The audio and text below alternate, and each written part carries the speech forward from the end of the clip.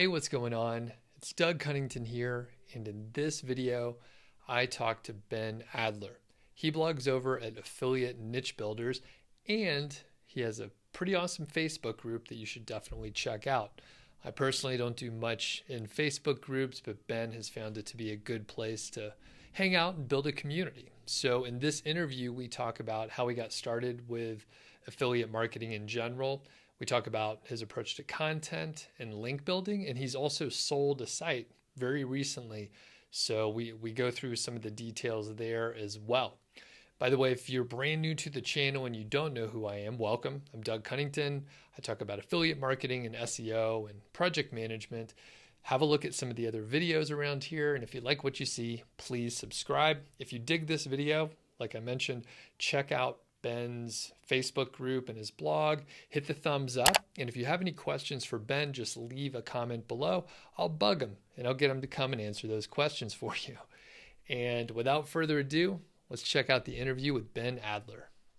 Hey, what's going on? It's Doug Cunnington here, and I'm with my friend Ben Adler. How are you doing? Good, Doug. Thanks for having me on. And we just met recently. We actually don't know each other very well at all. So this will be sort of an exploratory conversation overall, but you have some pretty cool success stories and we have a lot of mutual friends. And I was like, I got to have you on the channel and on the podcast, Ben. So thanks a lot for joining me today. And for the people that don't know you at all, what's your background? What do you do now? And how did you sort of find your way into affiliate marketing? Yeah, so I have a programming background. I did that right out of college. I actually still do consulting right now, a few days a week. And then I first started getting into niche sites specifically about 5 years ago. I was looking for ways to make money online. And then I came across a post on Reddit about someone with a crappy looking vacuum cleaner website making $500 a month.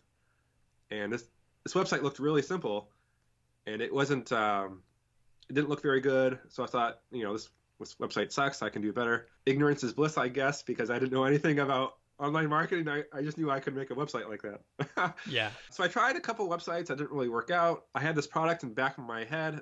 It was like a tool for crafts. So I did some research. There wasn't a lot of competition at the time. So I thought, hey, why not make a website? And then every day I would come home from work. I'd work on my website till I went to bed. And I did that. I didn't make any money for like 6 months doing that. And I learned about SEO from like Neil Patel and the other popular SEOs out there. I wasn't really involved in Facebook groups at the time. And I think that's a great resource now for people to get started is going on Facebook. But I started that at the beginning of the year. And then, not this year, but 5 years ago. Sure. And at the end of the 12 months, I had almost a $6,000 a month around Christmas season. So that was a review site, strictly a review site at the time. Finding a good niche and putting in a lot of work made it successful. Okay, cool. And just to make sure I follow the timeline, so it was like 2015, yeah, 5 years ago, and then you launched a site, and roughly within a year, you had a $6,000 per month website. That was my highest. Yeah. Cool. All right. And then is it still around and active these days? Yeah, still around. It's held up surprisingly well based on how much I've recently neglected it.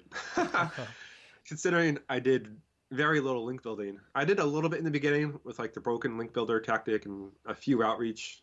I think that helped. Last year, or about a year ago, I put ads on it, which helps. But there's a lot of changes that happened. Amazon changed their commission structure, which a lot of affiliates who are using Amazon took a big hit. Luckily, I'm in a good category of the home goods, which is 8%, which is kind of what I was getting before on their older structure. But it's not on everything you buy now. It's just on those categories. Yep. So yeah, I'm in the process of selling that site now just because it's taken a bit of a traffic hit, and if I'm neglecting it, I might as well get rid of it. Sure. If I don't want to work on it anymore. Yeah. And I mean, over the years, you learned a lot, you spent a lot of time on it, and it's not very exciting for you anymore, I imagine, like that particular site. So yeah. I could imagine like getting rid of it and then moving on to something that you're interested in right now is probably really important. So yeah.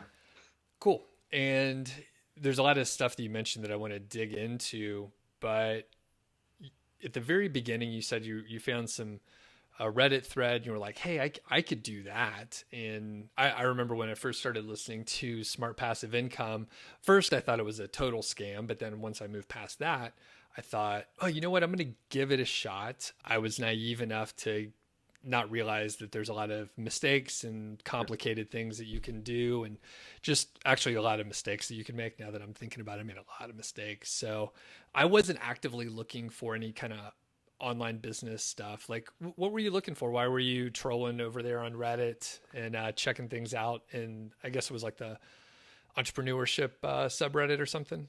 Yeah, it must have been that one. I wish I could find the thread again because I'm curious what the website looks like now that I found 5 years ago.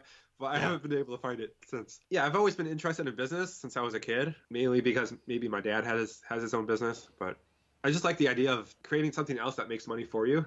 I think that's a really cool concept instead of having to work at a regular job. Yep. And I'm interested in tech, so it just makes sense that I'd be looking for a ways to make money online. I think affiliate building niche sites, I think it's a really good model for me. I'm a good writer and researcher, and unlike e-commerce, you don't have to deal with customers or inventory, or I just think it's a really good business model for myself. Yep. It's not for everyone. A lot of people don't have like the grit for it. I think it takes a lot of grit. I think getting a site started, but it works for me. So I'm happy I found this way of making money online. Yeah, for sure. And I think, well, one thing people get hung up on, and I see this email all the time, you probably get this question too, Ben, where someone's like, well, Amazon only pays a small commission rate. I'm going to, develop my own product. I'm going to do drop shipping. I'm going to do some other thing so I can make more, which usually, right, if you get paid more, that means there's more complexity. There's more risk involved. So it's even worse. You have to have even more grit because you have to deal with customers, for example. And what happens if your supplier for your physical product has a manufacturing hiccup or some, interruption in the supply chain. So yeah, I think affiliate marketing is a very good model for beginners, like when we started. And then once you progress, it's like you and I could have branched off and done some other things. You did. And then I'm just happy not having to deal with the customers directly overall. So very cool. So on the first couple sites that you made, it sounded like you got started pretty quick and hit some success quickly. Did you have any other sites where you started them, kind of a false start, and then you realized that you did everything kind of wrong at the beginning? Any of those? Yeah, I made a couple sites. My very first website I made I was into going barefoot at the time, the whole barefoot craze that happened a few years ago. So I thought, oh, why not make a website about like the barefoot lifestyle? The website got a little bit of traffic, except the main problem was there weren't many products in the niche to promote. Yeah. I was really passionate about it and wrote really good articles, but the monetization just wasn't there. That was my first mistake, is picking a niche that had no money in it. Yeah, it's like the lack of shoes. There's not a lot of products to sell with that. So, and were you like a runner and that sort of thing, or you were just like, hey, I'm gonna go barefoot? Would you like go to stores and stuff barefoot? Like, were you that crazy? Admittedly, I have a few times, but I'm a lot more tame now. Yeah, I remember because I used to run a lot more than I do now, and I remember like the barefoot running. Had like the 5 fingers and a couple other like sort of minimal type shoes, but yeah, I never like walked around in them. Or I mean, occasionally, especially if you're like in a hippie kind of place like Boulder, you do run across hippie type folks that are walking around barefoot for real, which is fine. It doesn't bother me, but it just seems, I don't know, it's a little weird now, right? Unconventional for sure. Yeah. So, okay, moving on to, I guess, other monetization strategies. So I know that you've done Amazon affiliate. That was kind of like your bread and butter at the beginning, but a lot of people do want to sort of diversify a little bit once they get rolling. So what have you explored as far as other affiliate programs and potentially display ads? Yeah. So when I first started, based on the website I saw with a vacuum cleaner, I thought, I didn't know any better. I thought a review site was the only way to make money. I didn't understand like ads, or I didn't really explore other affiliate programs out there. Plus, at the time, Amazon was doing quite well, so why not? But Now I've expanded to other affiliate networks like Share a Sale. Depending on the program, they probably pay a lot more than Amazon. And then I thought ads were spammy, so I never put them on until like the last year or so of my website. And I did $10,000, almost $10,000 in ad revenue. So I missed out on a lot of money by not having ads on my site. Hmm. Affiliate links too, it's not either or, like, oh, I got to use Amazon or someone else. You can put multiple affiliate links to different programs on the same page. So I actually tell people, here's the best places to shop for this product. And I'll include Amazon, I'll include Share Sale, and maybe another merchant as well. I tell them to shop around because, wherever they shop, I still get commission. Yep. A lot of people are shopping around for the best price anyways, so you might as well give them all the links. And I've heard that having those options there can boost the conversion rate for any of them that they go to, because Yeah. they feel more secure that they're getting a good deal. Kind of makes sense from a psychological standpoint. So Yeah. that's cool. And have you looked at, or have you ever worked directly with a company? Like maybe they weren't enrolled in Share a Sale and they had their own in-house affiliate program, ever anything like that? Just curious. No, the closest I've come is there was someone made a course on my niche, and they didn't have a publicly seen affiliate program, so I actually emailed them and asked, and they did sign me up for the affiliate program, but the course wasn't very good. It's not something I would have wanted to really promote. It was all text. There was no videos. Right. I couldn't really get behind promoting a course I didn't think was fully developed yet like that. Sure. Yeah, no, I've never done that personally, but I know depending on the niche and stuff, sometimes the companies will reach out to you just to send you a product, develop a relationship. And I think, that really opens the door. Have you had any companies reach out to you like that you were reviewing their product or anything? I've had products sent to me. One product in that particular niche, I didn't know any better. I didn't really take photos of the actual product. I continued using stock photos, maybe because it was easier. It wasn't a super popular product anyways. Mm-hmm. And I just ended up giving the product away to someone who actually had use for it anyways. Sure. Um, But you didn't take pictures of it? no, I did try it out a Yeah. little bit. At least the review is probably a little better. So Yeah. cool. Well, let's get into like the nuts and bolts of like the site and keyword research and all the sort of gory details. And let's start at the keyword research portion, because it sounds like, your initial idea is someone shared somewhat of a public case study situation. Yeah. You checked out the site and you were like, I could do that. And you went into the vacuum cleaner area, right? Oh no, this is a different niche, but the vacuum cleaner was inspiration for the site I have now. Got it. Okay, cool. Yeah. Because sometimes people, and that's one of the reasons why I don't share my sites and try and keep them locked down. And that you're in the same position, right? You kind of try and keep it locked down. Yeah, I usually don't give out my sites publicly unless I really trust the person. Sure. Yeah. There's no, as far as I could tell, there's no good that comes of it. Usually, I think you've heard me talk about this before, Ben, but usually people will just end up copying your site. So, Yeah. Okay. So moving on past that, keyword research. What was your approach back then, and has it shifted over time? How do you do your keyword research? When I first started, I didn't even do keyword research, which is kind of surprising. I just reviewed literally almost every single product in my niche, and I just wrote really good in-depth reviews. So that worked for a review site at the time. But now I understand keyword research more, and I understand the value of ad revenue. I try to find low competition keywords with a little bit higher search volume to go after. A lot of people think that low competition means low search volume, but once you get in the weeds, you can sometimes find a low competition keyword that does have a lot of search volume. So those are ideally the keywords that you do want to find. And I use Google autocomplete for that and Keywords Everywhere to poke around and go down the rabbit hole in my niche. Okay. And then how do you assess the competition level? Yeah, so I just do it manually. I looked at the top 10 SERPs, search engine results, on the first page of Google. And if I see things like forums or Quora, Reddit, Yahoo Answers, Facebook pages, those are pages that are not specifically optimized for those keywords.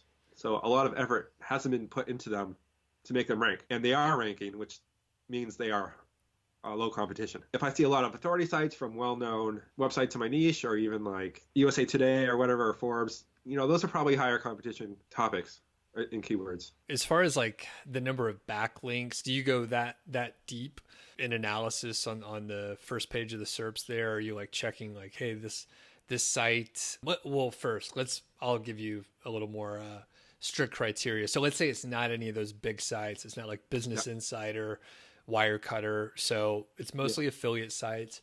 How deep do you go into the competition analysis as far as like the backlinks and further research? I might check out the individual pages and poke around and just use my own instinct. I'm really not a numbers guy where I dig deep into backlinks and things like that. I just say, hey, sometimes I'll put it into Uber Suggest and see just how much traffic they're getting. And if they're getting a lot of traffic, that probably means they're a good site. Okay. Very cool. And I think, I do a lot of the same stuff, and you kind of summarized it well. You developed an intuition after looking at thousands of these results, and you're like, oh, you could probably look at the domain name and tell if it's an affiliate site. And then you could look at the page and you're like, oh, this is, well put together. You don't even have to read it. You could probably just skim down and you're like, this is a good site. This is a bad site. It's crazy. So, but thousands of hours you probably put in staring at your screen there, trying to figure that out. So, okay. And once you've identified some set of keywords and you've kind of figured out what you're going to write, how do you approach the content? How do you organize it? How do you write it? And are you still writing yourself, by the way? I'm still writing myself. I'm starting to outsource more just because I realized in order to scale and make more money, I have to start outsourcing at some point. I can't be writing for 5 sites. Like if I come to that point, I'll be overloaded. So when I find like a keyword, well, there's 2 types of articles. There's commercial, which are the typical reviews, and informational, which are more educational, not really promoting a specific product. Lately, I've been going for the more educational articles because they have generally less competition. They're more fun to write about, things like that. So when I do find a keyword, I try to think like, what is a user actually looking for when they type this into Google? Like, what's the actual answer they want? Why are they asking this question? So I try to understand the problem that they're having, first of all. I just don't want to pick a keyword and just start typing. I want to understand the problem that the reader has. And then I use keywords everywhere in Google, where I find out what other related searchers are closely related to this search. So the first stage is like research, understanding, and then finding other related keywords that would fit my main article. Once I feel like I have enough research, I'll put everything into notes, and I'll convert the notes into an article and break it up into subheadings and things like that. Okay. So pretty straightforward. It's like writing a research paper, do a little research. It sounds like you don't necessarily write as you're researching, right? So you put together your research notes, then you synthesize later, right? Is that? Yeah. I usually put everything into notes and then convert the notes to an article. I might sometimes write as I go researching. But it's not like my primary way of doing it. Cool. And I want to highlight this for everybody because I run across a lot of people who are like, how do I write?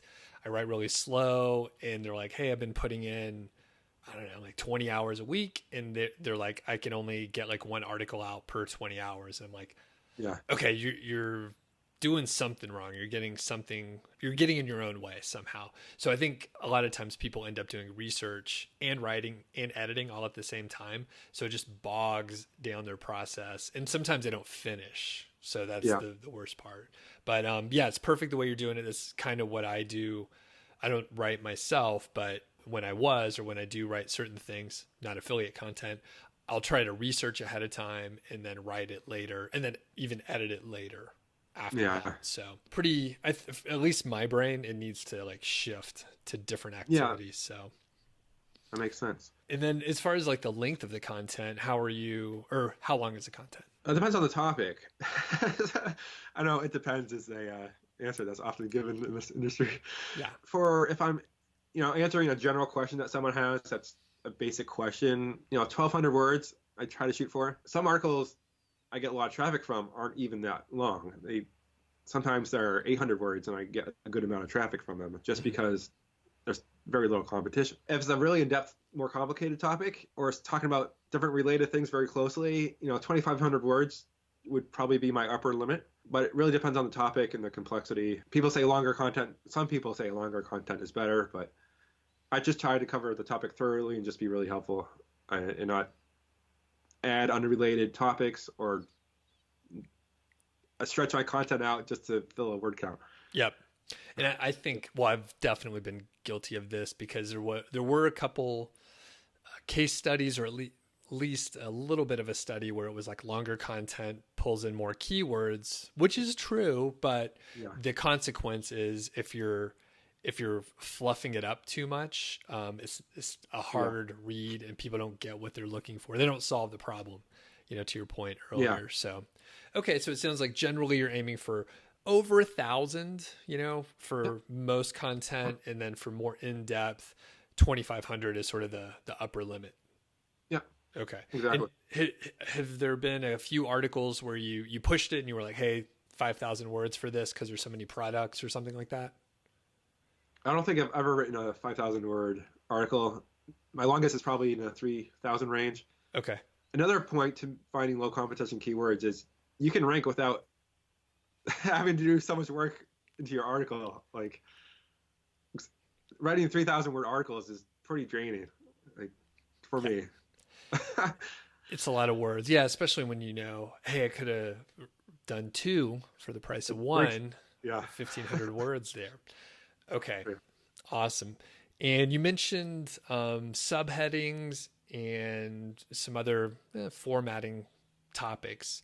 How do you approach the subheadings? If someone has like a question about a particular topic, I might just take that question and put it into the subheading and just talk about that question, that sub question specifically in that section. It's Perfect. kind of hard to describe how I do subheaders. I used to use my gut about what specific topic would they be looking for in this overall article Sure. and make a section out of that. Yeah. I think one of my very first articles that has been like the most profitable, like at the beginning, ongoing, and that sort of thing. Literally, I didn't know anything about the product, so I like listed all the questions I would have asked. Nowadays, you can go to Google and find the featured questions, the related questions, and just go through Yeah. those. But that's a great way to organize content overall. So, and I suspect you probably have just a normal hierarchy within the article where you're like, here's features, here's some of the features, and then maybe that's the features are H2, subheading tag, and then H3 would be each one of the actual features for the product line, I guess. Yeah, if I'm doing a review, I generally have a general template, just a quick overview, and then below that I go more in depth into the specific features. Okay, gotcha. And moving on, well, anything else on content that you want to sort of highlight? Any interesting things that you do that maybe other people don't? Yeah, one trick I find, I think finding research papers about the topic you're writing about is very helpful. A lot of people don't take the time to find like PDFs that have all this research already done.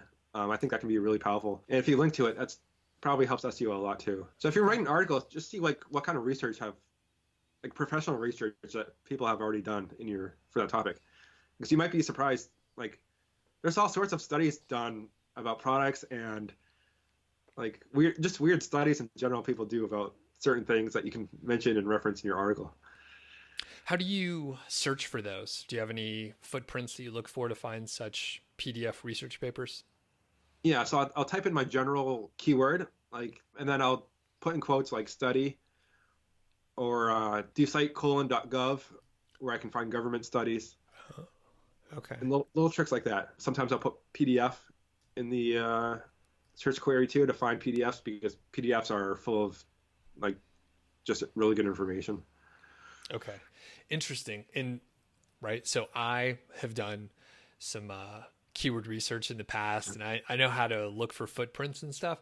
Never Yeah, thought to do that. So I could my brain's turning. I'm like, oh it's a yeah, little you could yeah find a lot of research newspapers, journals, trade magazines, where you wouldn't even hear of it or hear about it unless you were in the industry, like deep into the industry. So that's a Oh, yeah. great point.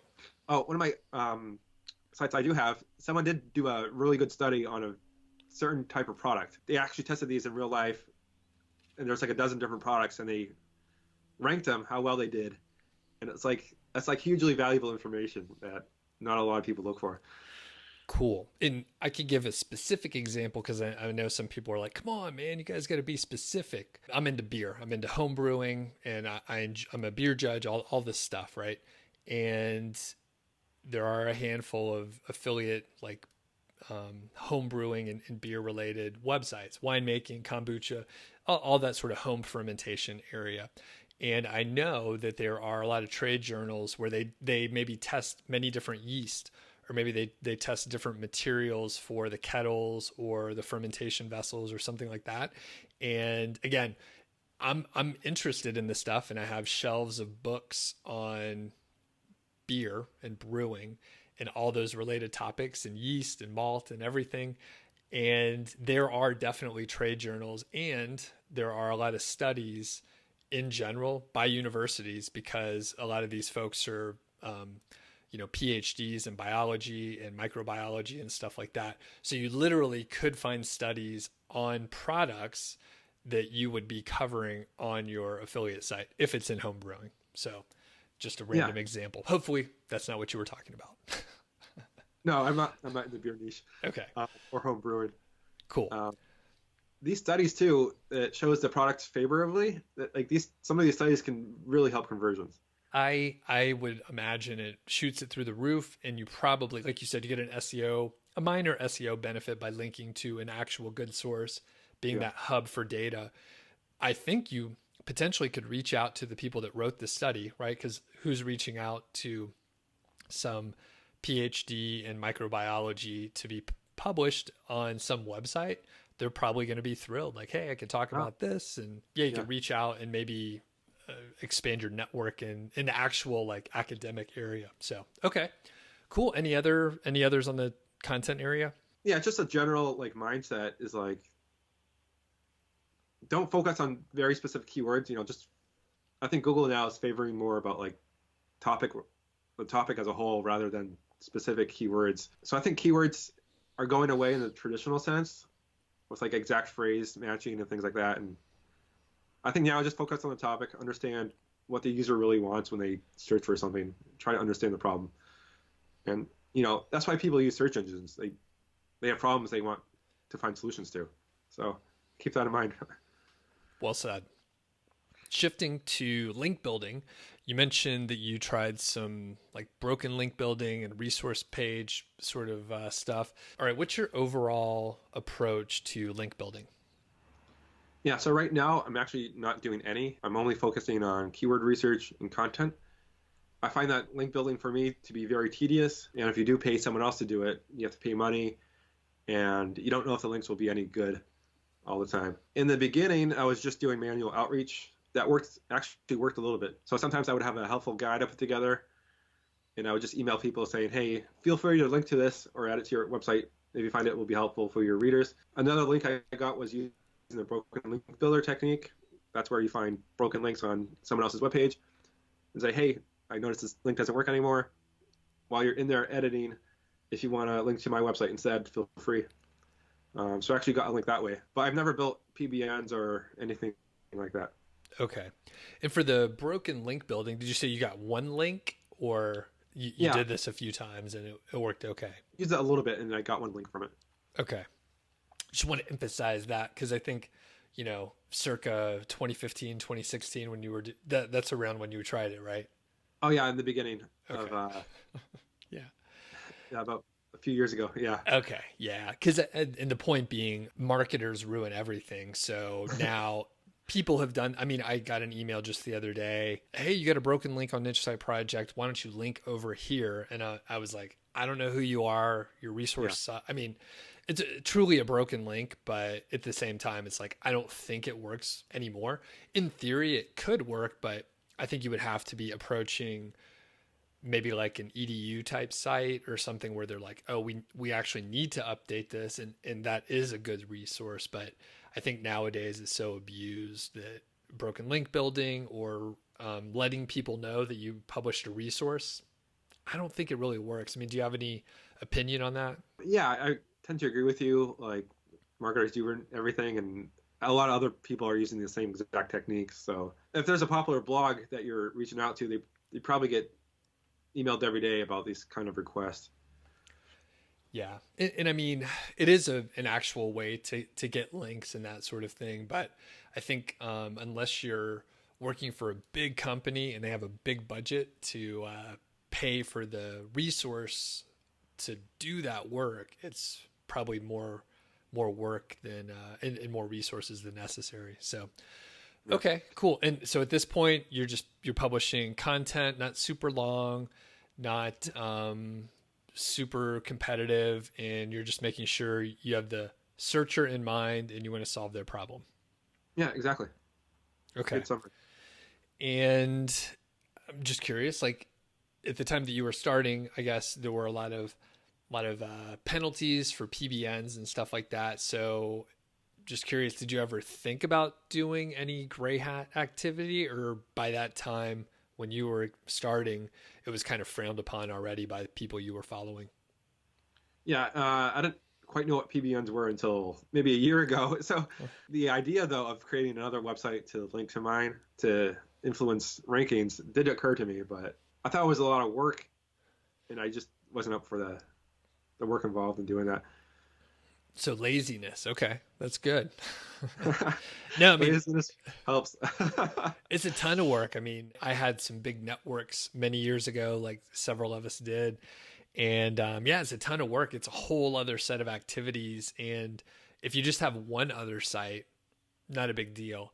But when you have like 25 or 50 or 80, then I mean, it takes a ton of time. There's just overhead and admin, even aside from just actually doing more work. But just imagine having to keep up all these different domain names. Oh yeah. And stuff like that. So that's cool. That does cut a lot out. Now, do you feel like you're missing out at all from not doing link building? A little bit. I mean, I've researched competitors in my niche, and you can tell when a site is using PBN when you look at their backlinks, and it's all these little two-page websites are linking to this one website. There's a right way and wrong way to go about these tactics, but if you don't do it quite right, Google could find out, and to me, it's not worth the risk. Especially now that I'm selling my site, I can say it's a clean site with no dirty link building. Yep. So if you are selling a site, I think it does help that it is clean a little bit. I think buyers are interested in clean sites. Yeah, a lot, I would say. And I think because a lot of the marketplaces out there are filled with sites that use gray hat, and I know a lot of the brokers, I mean, sites can be successful and the gray hat links do work on some level. However, there's definitely more risk involved. Even if the brokers are telling you, hey, it's totally fine. 80% of our, I'm just making up numbers, by the way. 80% of our sites use these PBN links, are totally fine. These are fantastic networks. And the broker wants to sell the site, like you have to look at everyone's incentives. And most of the brokers that I know are, upstanding business folks, and they're doing a good job. They wouldn't have an ongoing business if their customers were having issues with the products they're purchasing. Yeah. But at the same time, hey, if you got a clean site, I mean, I say that's more valuable, and I think you're seeing that now. So yeah, tell us about the process of selling. I know if you're in negotiations right now, if it's still in play, don't tell us too much, but can you give us an idea of just like the process and how it's turned out for you so far? I have money in escrow right now, so the money's slowly working its way to me. But I found a broker I thought was good. They've been pretty professional so far, but the process has just been longer than I wanted. I sold it a few weeks ago, and I still haven't gotten my money because the buyer is using the broker to change the links over, and after that whole process is completed, then the money goes through. And we ran into a few surprising snags. So I was using Ezoic for my ads, which basically uses Ad Exchange and AdSense. And the buyer, they set up a new Ezoic account, and to everyone's surprise, they got denied for AdSense despite the site using it for over a year, and not much has changed. And so it's like, oh no, if a sale doesn't go through, could I get ads back on my site? So the site was like in this limbo period for a little while of whether or not it could really get approved for AdSense. And it got rejected for what's called nonsensical content, which is basically curated content or thin content. I didn't have any of that. I wrote everything myself with, unique research, and I didn't copy or use article spinners or anything like that. But looking at my site, the front page was just like a bunch of reviews. So I figured if I changed that to be a blog roll and feature my unique content, it would look less salesy, it would look more original. And I also added a fake persona of, I took a stock photo and I put a picture up of a woman there with a fake bio and a fake about page. And when I did that, the site got approved. Oh. So I figured AdSense was looking for more eat and less salesy web pages that looked less curated, because everyone's doing reviews nowadays, right? And it kind of is like curated content when you, like, all these reviews are basically the same in a sense. Interesting. Okay. I don't know if it was because of the changes I made that it got approved, or if it was just a different reviewer at the time, or what. But I think doing those changes did help make the site look more original for ads. What time frame elapsed, and how far did you guys get behind because of that?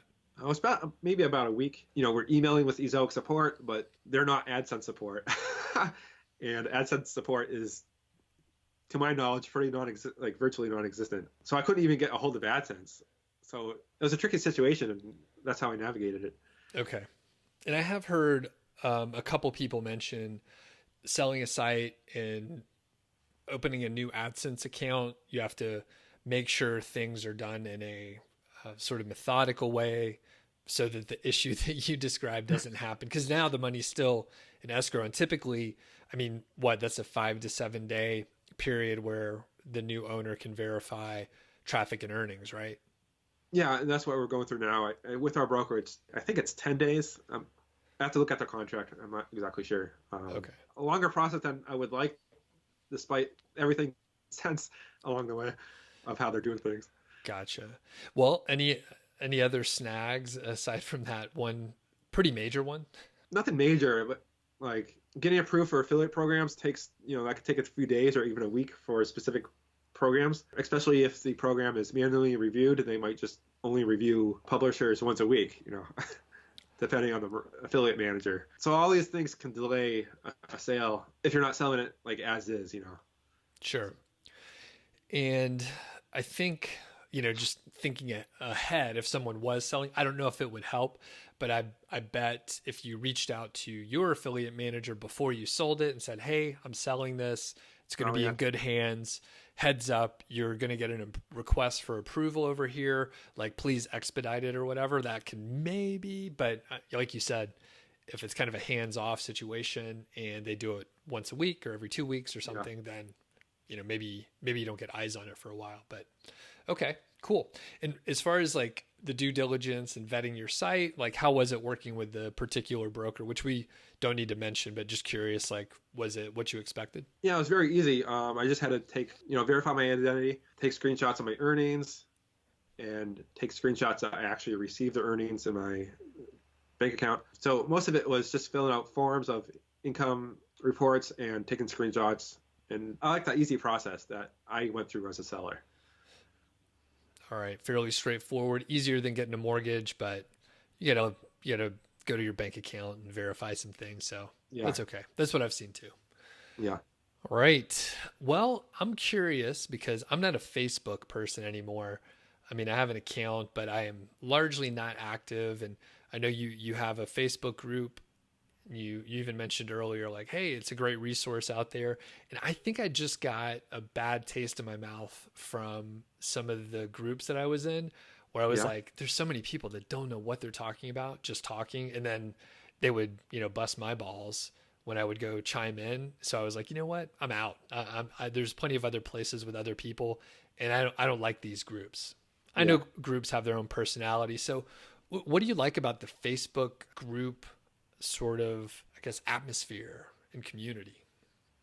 Yeah, part of it is a community. You're actually interacting with people, and you can hear real experiences rather than just reading a blog about case studies where you might not know everything about this particular case study they're sharing, or the blog you're reading might be outdated. So I think it's a good place to get different opinions, although that can be confusing for beginners too about who to listen to. I'm learning about new tools as well. Like, oh, this is a free tool that just came out that helps you with search volume.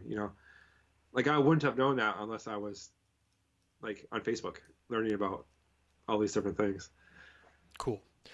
So it sounds like I was just going to the wrong groups at the time. Possible. Yeah.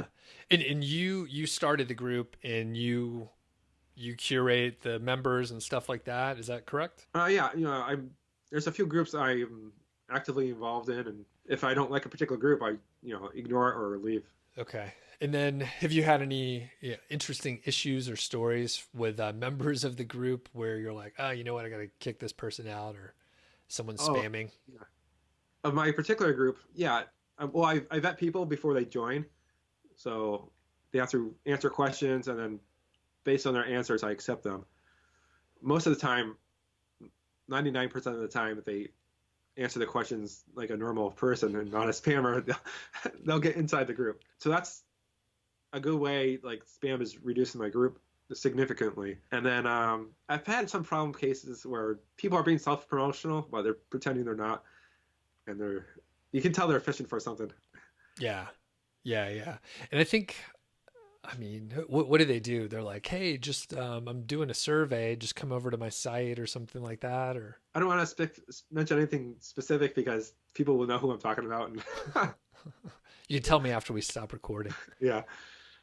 Was it me? No, No, I'm just not kidding. you. No. Um, Okay, cool. yeah. Yeah, we could leave it at that. That's all right. So that's cool. And how many people are in your Facebook group, by the way? I think it's around 3,500, a little bit more than 3,500. That's It's great. not tens of thousands, but it's a pretty active group, and we're very supportive. Very cool. And it's just mostly about affiliate marketing and display ads, niche sites in general. Yep, exactly.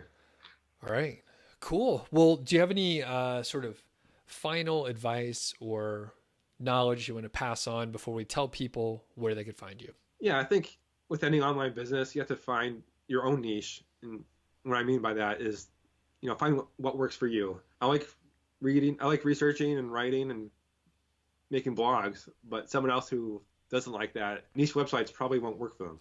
So if you're first starting out, I think it's really important that you find your own niche in online marketing. Maybe for you, it's YouTube or becoming an influencer or something else. But I think people have to find out what makes them tick and then go from there. Awesome. Well, thanks a lot, Ben. Where can people find you? Yeah, I got my group. I'm on Facebook a lot, maybe more than I should be. But yeah, if you're interested in or have a question, just shoot me a message. I usually reply to most people. Oh, wow. That's pretty awesome. I usually don't reply to anyone. Yeah.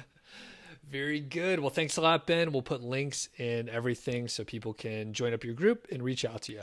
And Ben and I were just finishing up our chat here, and I realized I literally sent him questions, and I was like, hey, man, I'm going to ask these questions. And then I didn't ask them at all. So we're going to do it now. In the last year or something recent, do you have any interesting purchases that have been very helpful or, interesting? Believe it or not, I just got my first smartphone like a month ago. I've been a flip phone user for many years, and that thing just snapped in half, literally. Wow. What kind of phone did you end up getting there? It's a Samsung, like A9. It's a cheaper model, only a few $100. But yeah, it's very convenient. Smartphones are. Wow. I'm sure everyone knows this already. Yeah. Well, I'm thinking of switching back. So like they are great for certain things, like GPS is amazing, but yeah, I think it's been a couple years I've turned off like almost all notifications, and I try to make my phone not ring. The only time it rings is like if it's my parents or my wife, basically. So it's I don't know, man. Be careful. They're gonna suck you in. So Yeah. Awesome. And Well, I then, can oh, work go on ahead. my yeah. Oh, I can work like on my WordPress websites. I can pay my writers, like answer emails. It just makes me curious, like how much of my business I can run just from this little device. Like, 80%. You could I probably can't do do a keep reading lot. research yet. Yeah. Yeah. All right. And you talked about just some mistakes in general as far as like doing the first site on the barefoot lifestyle. Do you have any other like highlights, maybe something more recent? As far as like my own marketing stuff, Yeah. besides selling my site, I don't have a whole lot going on other than working on my two other websites, one of which I just started at the beginning of this year. So I have close to 30 articles, which I'm pretty happy about so far. Oh, and that brings me to something I completely forgot. Yeah. So you have that first site that you're in the process of selling, and how much content was on there? I have about 100 articles on that first website. Okay, so nothing super huge. I mean, 100 is a lot, but not Yeah. so many over the course of a few years. Yeah. All right, cool.